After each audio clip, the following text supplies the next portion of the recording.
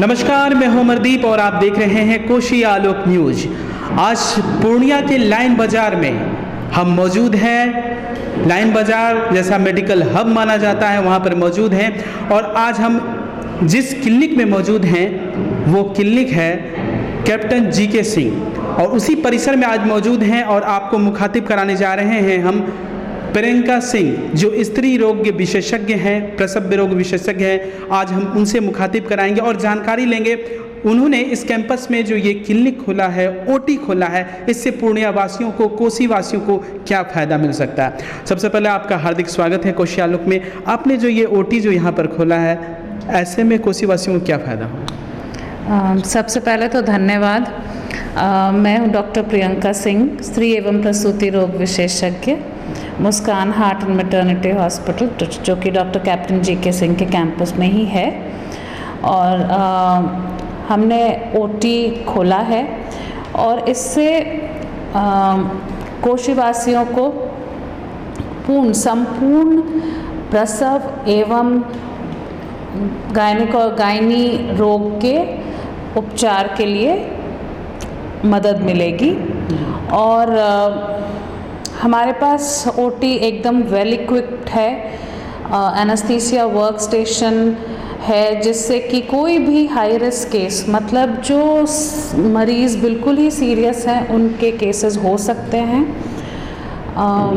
और हमारे यहाँ दोनों ही नियोनेटल इंटेंसिव केयर यूनिट, जो कि अगर कोई बच्चा सीरियस हो जाता है तो उसकी सुविधा भी उपलब्ध है, प्लस मैटरनल आईसीयू एवं सीसीयू दोनों ही उपलब्ध है। जी मैडम, ये जानना चाहेंगे, जो ये ओटी में हम मौजूद हैं और देख रहे हैं चकाचौंध लाइट भी लगी हुई है, काफ़ी इक्विपमेंट्स लगे हुए हैं, तो हम जानना चाहेंगे और हमारे दर्शक जानना चाहेंगे वो कौन कौन से इक्विपमेंट हैं और क्या ऐसी खासियत है जो अलग अस्पतालों में मौजूद नहीं है। जी देखिए, सबसे पहले तो ये ओटी टेबल जो है ये 5 सेक्शन में विद लॉट्स ऑफ अटैचमेंट्स है। एंड प्लस वी हैव ये केयर स्टेशन 30 है, जो कि जी केयर स्टेशन 30 है, जो कि एनेस्थीसिया वर्क स्टेशन है, जिससे कि बहुत सारे हाई रिस्क केसेस अगर जीए में भी कराने हैं तो वो आराम से हो सकते हैं। ओटी में लाइटिंग बहुत ज़रूरी होती है, तो हमारे पास डबल डोम एलईडी लाइट्स हैं जो कि काफ़ी बढ़िया हैं। उधर एक मशीन देख रहे हैं, उधर बर्न कर रहा है, वो लाइट जल रही है, वो कौन सा मशीन है? मॉनिटर है। जी जी, ये बताइए जो मशीन है ये कौन सी मशीन है? ये एक मॉनिटर है जो कि ओटी के दौरान मरीज़ के बाजुओं में लगाई जाती है, जिससे कि उसके वाइटल्स, मतलब उसका रक्तचाप क्या है, उसके शरीर में ऑक्सीजन कॉन्सेंट्रेशन कितना है, उसकी हृदय की गति कितनी चल रही है, ये पता लगता रहता है, ताकि ऑपरेशन के दौरान बहुत कुछ ऊपर नीचे भी अगर होता है तो वो मैनेज किया जा सके। जी जी जी, ये ओटी है, ओटी में ऑपरेशन होता है।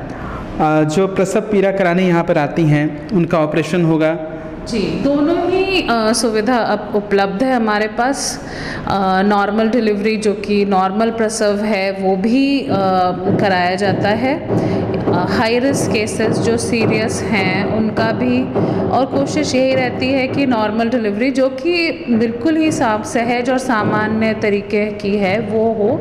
और हाई रिस्क केसेस में जिनमें कि सिजेरियन की ज़रूरत ज़्यादा है तो वो कराया जाए।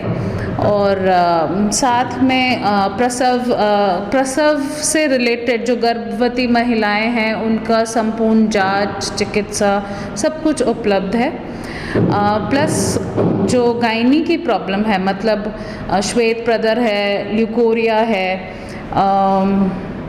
और भी चीज़ें जो बच्चेदानी में गांठ हो जाती है, मासिक में प्रॉब्लम रहती है, अक्सर माहवारी में किसी को ज़्यादा है, किसी को कम है, या फिर अनियमित रूप से हो रही है, तो उसकी जांच और उससे रिलेटेड अगर दवाइयों से वो ठीक हो जाए तो दवाइयाँ, या फिर अगर बच्चेदानी का ऑपरेशन भी करना पड़े तो वो भी सुविधा उपलब्ध है। दूरबीन से भी करने की आजकल की नई पद्धति है, दूरबीन से करना वो भी पॉसिबल है। जी, ये बताएं, आज के समय में देख रहे हैं जो गर्भवती महिलाएं होती हैं, वो खासकर जो प्रसव पीड़ा होती हैं उसकी छुटकारा के लिए वो जो ऑपरेशन करके कराना चाहती हैं, तो क्या कहेंगे, वो सही है आज के समय में कि गलत? देखिए, सिर्फ पीड़ा से बचना तो ये सही नहीं है। नॉर्मल डिलीवरी जो है वो बिल्कुल सहज तरीके की है, इससे माँ और बच्चे दोनों को फ़ायदा है। तो सिर्फ पीड़ा से बचने के लिए तो सिजेरियन का उपयोग नहीं लेना चाहिए। हाँ, कोशिश करनी चाहिए कि नॉर्मल डिलीवरी कराई जाए। और आजकल नई पद्धति भी आई हुई है जो कि पेनलेस लेबर होता है, जिसमें कि सुन्न करने वाली, सिर्फ दर्द कम हो जाए वैसी सुई लगाई जाती है माँ के रीढ़ की हड्डी में। तो अगर वो भी हो सके तो उसका उपयोग किया जा सकता है। तो उससे क्या होता है कि मरीज़ को थोड़ा सा दर्द में कमी आती है, पर बिना दर्द के तो मुश्किल हो जाती है। अच्छा, एक प्रश्न है, हम लोग न्यूज़ चैनल में हैं, अलग अलग अस्पतालों में जाते हैं, लोगों से मिलते हैं, खासकर लोगों की शिकायत होती है कि वो जो हैं जब अस्पतालों में जाते हैं, मैं नाम नहीं बताना चाहूँगा, तो उनको जो नॉर्मल डिलीवरी होनी चाहिए वो नहीं होकर सिजेरियन करानी पड़ती है। तो ऐसे में क्या कहेंगे आपके जो यहाँ पर होंगे, आप जो यहाँ पर मरीजों को देखेंगे, किस तरह प्रेफर करेंगे? कोशिश तो मेरे ख्याल से सबकी नॉर्मल डिलीवरी कराने की ही होगी।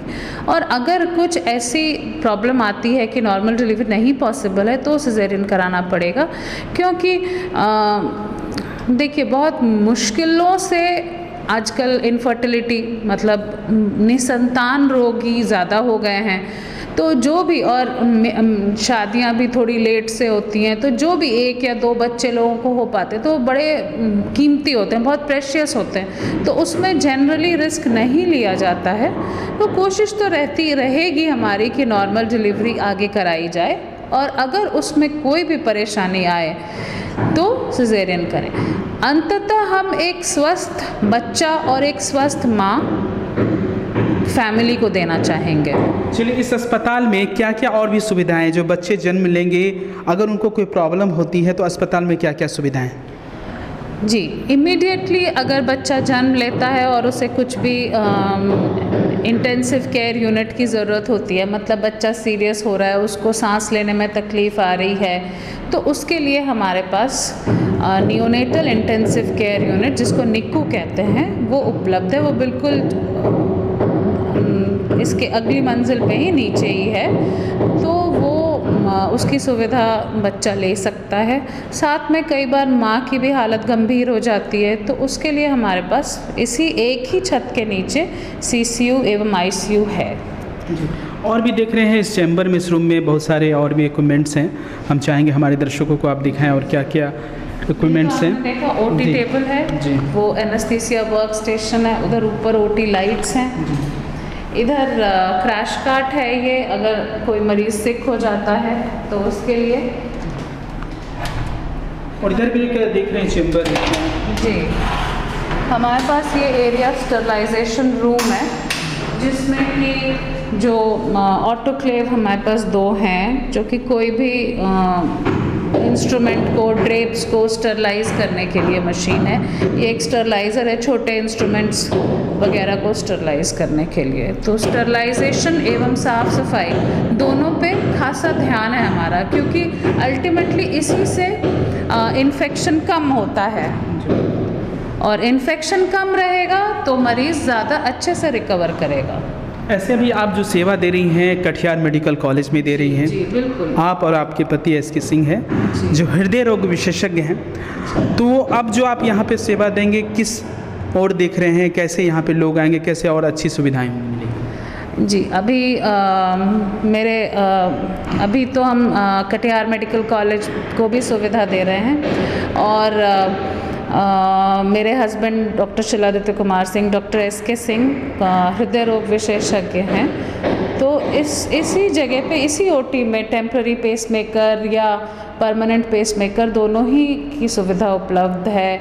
बाकी पूरा हृदय रोग का जांच यहाँ हमारे हॉस्पिटल में हो सकता है। ECG, इको, होल्टर, TMT सब कुछ पॉसिबल है। जी, एक सवाल लास्ट में जाते जाते पूछेंगे कि बहुत सारे पूर्णिया में अस्पताल हैं और काफ़ी महंगे महंगे अस्पताल हैं, आप यहाँ पर खोल रहे हैं, तो पूर्णिया वासियों को, कोसी वासियों को आपके द्वारा क्या मदद मिलेगी, क्या यहाँ पर मिलेगा? देखिए, बेस्ट पॉसिबल जो हेल्थ केयर फैसिलिटी है बेस्ट वो देने की कोशिश रहेगी, एंड विथ जो कि एक ह्यूमैनिटेरियन हिसाब से होगी।